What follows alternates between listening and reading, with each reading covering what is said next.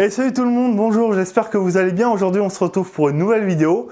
On va accueillir quelqu'un qui fait partie d'une association et il va vous expliquer quelques trucs.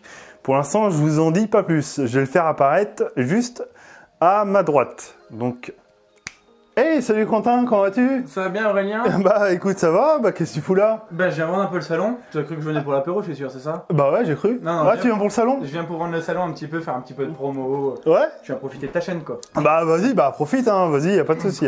Eh ben, dans 15 jours, on sera au salon, donc le 1er et 2 juin 2019, Ouais. à la ferme du Marois à Manicourt. Donc, c'est un salon unique en France. Hein. C'est vraiment pas une bourse où vous allez voir juste des animaux en vente Exposé, dans des petites, tout ça, dans des petites boîtes comme ça, plastique. Ouais. Enfin voilà, non, franchement, un salon, de ouf. c'est Je ça. vous le dis. Ça n'a rien à voir. Franchement, on fait un salon en fait où vous allez retrouver forcément un espace vente. Hein. Si des fois vous recherchez quelque chose ou autre, que ce soit animaux ou bêtes, c'est le moyen de trouver en fait ça ici. En revanche, par contre, vous pouvez aussi venir profiter du coup de l'espace découverte, par exemple. Ouais. Donc l'espace découverte, il y a un couloir nocturne, on balance de la lumière noire, donc il y a des gros projecteurs qui balancent ça. Et en fait, on a des espèces albinos. Donc quand tu parlais du boa, on parlait tout à l'heure. Le bois, oui, parce qu'en fait, il a dit tout à l'heure, c'est qu'on a fait plusieurs prises. C'est ça, on a un peu galéré. C'est un peu tard, l'apéro. Et tout, bon, l'apéro, on a mangé pizza et tout. C'est ça. On est un petit peu fatigué, mais bon, ça va, on tient le coup. Hein. C'est ça. Et du coup, ouais, c'est vrai que ton espace albinos, ton bois albinos dans la chambre noire, C'est ça. il claquait, hein. Franchement, il était flashy. Flashy, il y a deux trois espèces albinos, etc. On monte notamment donc de la menthe orchidée, il y a quelques papillons, etc. Donc franchement, on essaie de vraiment donner une ambiance, etc. Bien sûr, Et ouais. puis après dans cette salle, donc toujours dans l'espace découverte, vous retrouvez par exemple les lunettes VR. Donc en fait, on a fait des vidéos nous propres à l'association. Donc on a Oui, été avec vos propres caméras et tout ça. C'est ça, ouais. On a acheté une caméra et puis on a été en forêt. On a monté un décor, mon gars, t'aurais vu chez notre trésorière, c'était vraiment impressionnant. Ah, on l'a pas testé l'année dernière, il faut qu'on teste. Non, mais cette année, faut que tu testes. Ouais, Faut que tu profites du salon. Faut vraiment venir profiter du salon. Ah, c'est vraiment une expérience, quoi. Le salon, c'est ça. C'est pas que des allées et des allées d'animaux, c'est une expérience. Faut venir pour le découvrir. C'est ça. On essaye de se renouveler chaque année et en même temps, on essaye aussi de vraiment faire profiter et de proposer des activités tout au long de la journée qui changent, qui sont pas toujours les mêmes, etc. Ah, bien sûr. J'en reparlerai un peu plus tard au niveau de l'espace présentation, mais voilà. Et en fait, donc du coup, je reviens sur la VR. Donc du coup, il y a de l'activité VR, il y a la manipulation, il y a le studio photo, il y a vraiment pas mal de choses qui sont réalisables en fait dans cette salle. Ouais. Et puis après, du coup, comme je disais, en fait, on a l'espace présentation où en fait, on a des soigneurs animaliers de zoo qui viennent un peu au coin de la France, hein, pour le coup. Et puis véto, herpétologue, vraiment du professionnel du monde animalier. Ouais, on essaye de pas mal bien s'entourer pour le coup. Et qui font des conférences du coup. C'est ça, en fait. On a justement Maureen, en fait, donc notre vétérinaire NAC en fait au sein de l'association, qui elle en fait fait une conférence sur toutes les erreurs d'Aterario parce qu'elle en voit forcément en tant que véto. En tant que véto, elle doit voir. Quand on va chez le véto, souvent c'est que ça n'a pas très bien passé avant et souvent c'est des erreurs. On a tous fait des erreurs de toute façon. Oui, bien sûr. Et du coup, en fait, elle apprend, elle donne des conseils en fait sur comment éviter ces petites erreurs, etc. Donc au niveau tout ce qui est soins au niveau de nos fameux animaux. Voilà, d'accord. Donc ça, et puis après on a de la présentation d'espèces, donc de la présentation des espèces qui sont dans l'espace conférence, dans l'espace présentation. Ouais. Et donc il y a pas mal de choses pour le coup. Donc je vais en parler un peu après, en gardant un peu secret certaines espèces quand même. Ah bah non, il faut pas tout dire. C'est ça. Dis pas tout en vidéo, il faut laisser une part de mystère. Faut que les gens viennent. C'est ça, faut que les gens viennent, il n'y a pas de souci. Je vais les garder juste une poêle de mystère. Mais... Voilà. Donc après il y a la partie exposition, donc c'est la dernière des salles parce qu'il y a 4 salles. La partie exposition, donc on essaye d'organiser cette année par pôle. Donc il y a un pôle saurien, un pôle ophidien, chélonien, arachnide, etc. Et en fait on va faire des visites guidées. Donc pour les néophytes c'est bien parce que Les problèmes, c'est qu'ils passent devant un terrarium, en fait. Et nous, on essaie de beaucoup se mettre dans la peau de ça. Ouais. Et les gens, en fait, ne connaissent pas des fois l'animal ou ne savent pas où le trouver parce que le truc bête, mais un serpent, ça se cache. Une grenouille, enfin une dendro, bien ça sûr, se cache. Et pour la visite guidée, vous avez prévu pour les gens qui sont pas français? Avec le casque et tout? Non, mais on a des gens, on n'a pas les casques quand même. Oh, c'est une idée. Ça aurait pu être traduit. Hein. C'est une idée d'amélioration pour le coup.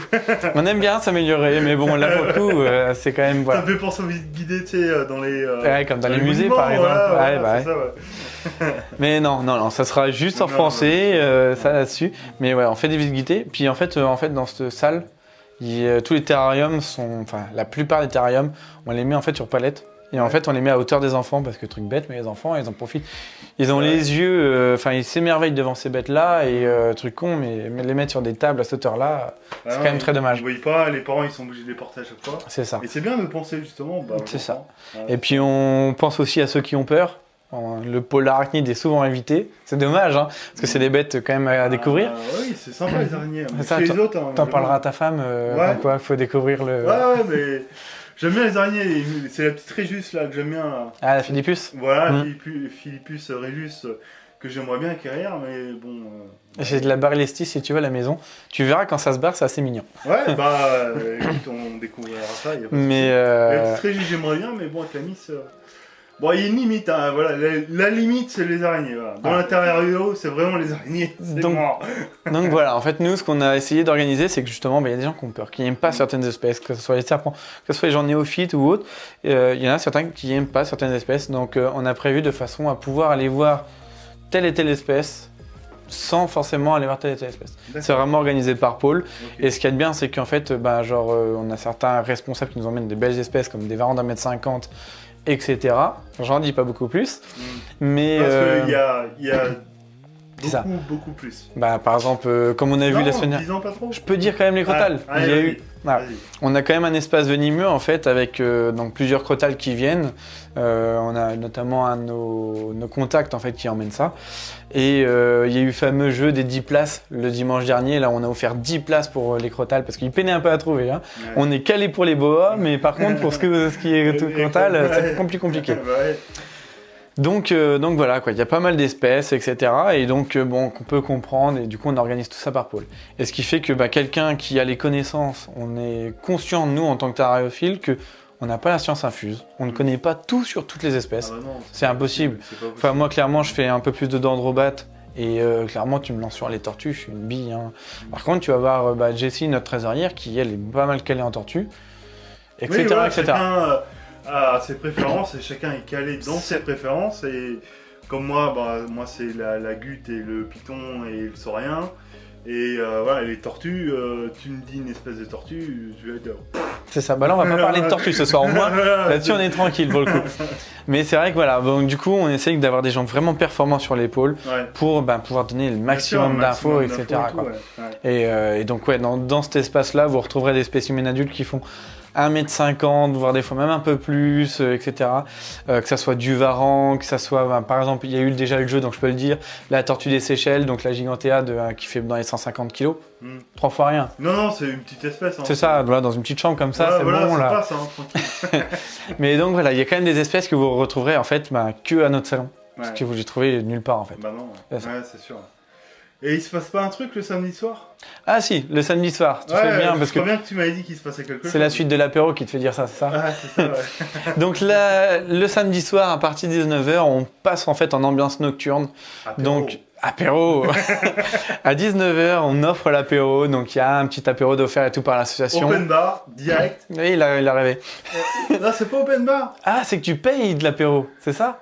Ah merde, ah bah non, si c'est dans ce sens-là, non, ça va pas. Alors, abonnez-vous à Aurélien, à Golden Snake, et il paye l'apéro. Tournée générale.